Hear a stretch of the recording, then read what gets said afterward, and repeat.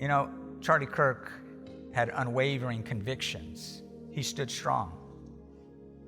You know, the dictionaries usually define conviction as a strong belief.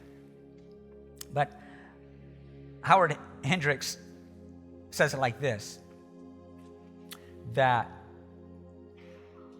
your beliefs, you will argue. Your convictions, you'll die for. And that is why we've got to go as a church, as a believer.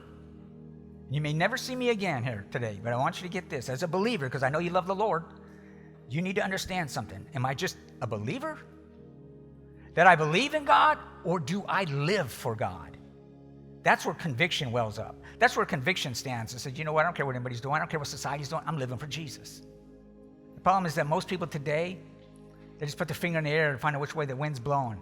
And then they'll live accordingly. Is this what everybody's doing? Is this what's right? Is this how we should live our life today?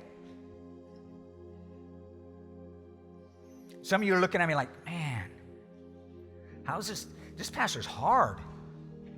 How's this church growing so much? Because there's a hunger for truth. There's people today, and I believe this more than ever before, they want truth.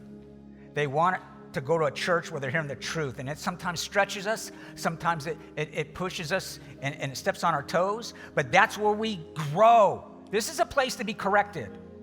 This is a place where you go, oh, that's what Jesus wants me to do. And we start chipping away at some of these issues in our life. And how many would agree that becoming like Jesus is a process?